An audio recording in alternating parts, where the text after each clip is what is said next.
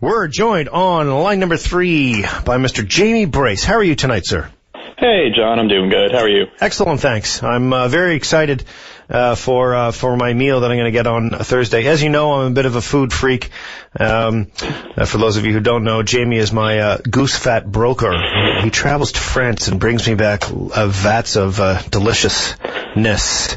Anyway, so we have a special relationship. We do indeed, sir. So Jamie, tonight, Bill 6, what's on the go? I think it's pretty cool. Like the way that the PCs are addressing youth engagement is kind of neat. I'm really glad, if I'm right, it's Steve Kent that's pushing this bill. I guess one of the biggest things I see is that like there is a need to address youth engagement. It's consistently an issue, and almost every time that the youth engagement issue is brought up, we end that conversation by saying, oh, we need to find creative, unique ideas to solve the lack of youth engagement. Mm-hmm. And then it kind of ends there. Sure. How I see it, this is a creative, unique idea to at least address. It's not like this is going to solve the problem of youth engagement, but it is a really good step at creating another outlet, right?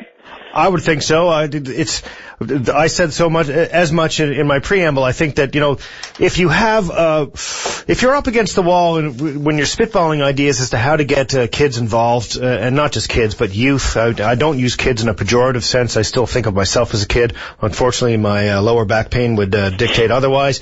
But, how do you get young folks engaged not only in the civic process itself, but to teach them life skills as to really sit around a table and agree on something with a consensus is a challenge at the best of times. All you have to do is think about your family sitting around the table on Sunday together. You don't agree on anything, let alone if you're a bunch of adults. So this is a tremendous opportunity for young folks. I'm just not sure how this could be viewed as anything but positive. Yeah, I mean, it's an opportunity for the council, right? It's a great opportunity for youth, but to me, it's also a great opportunity for a council to really be progressive and actually listen to a youth voice and have that youth voice on record. Because that's a big part of this, right? It's getting a youth voice on public record, and I really like that.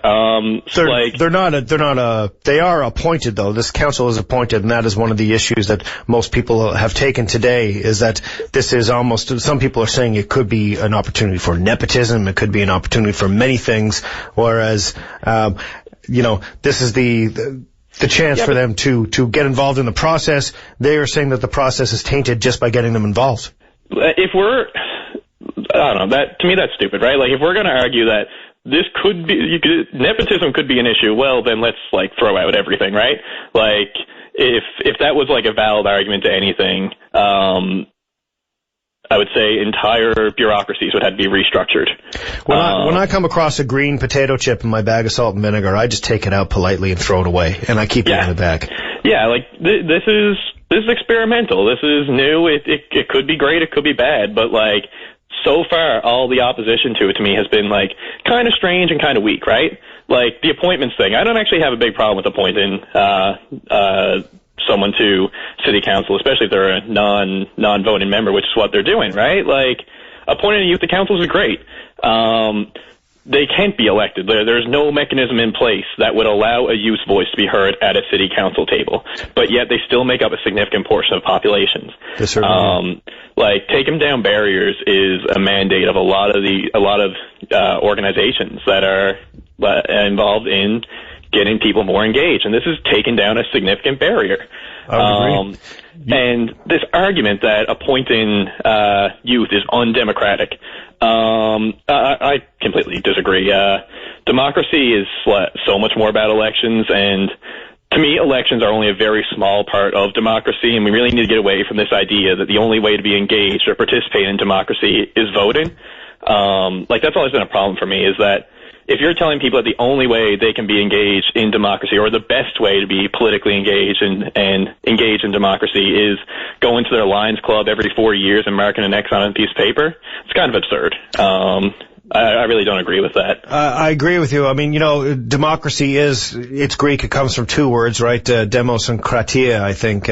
And one, demos means essentially the people. So it's not just about voting, and a democracy, you're certainly correct, is not just putting your coat on and going to vote once every 4 years. There is a process, and listen, the idea of not appointing a youth representative, why would the youth representatives even know that the option is there? And they couldn't even campaign to be the youth representative if they don't know anything about politics. You know what I'm saying? Yeah. So you have to appoint and you have to start somewhere. Jamie, we got about 30 seconds before we got to go to our next caller. What do you see as the worst part of Bill 6? I don't know, that it only includes youth. There's probably more room in there to explore for other options. I think St. John's City Council could certainly benefit from a woman's representative right now. Mm-hmm. That voice is hugely lost. Then this could be explored further, right? If this works, we can explore other marginalized groups and sitting on council as non-voting members. If this tends to bring in a voice that turns out was greatly missing, we should look at bringing in other groups. I think it's great. Democracy, much more than elections. It's about participating. It's about getting your voice heard, and this is just another way to get a voice heard. Yep. Excellent articulation of the issues, Jamie. Thanks for joining us tonight. And listen, we'll follow the progress of the bill, and we'll speak on this again, no doubt. Great. I look forward to hearing how Thursday goes for you. Excellent. I'll let you know. Thanks, Jamie. Take care. Yep.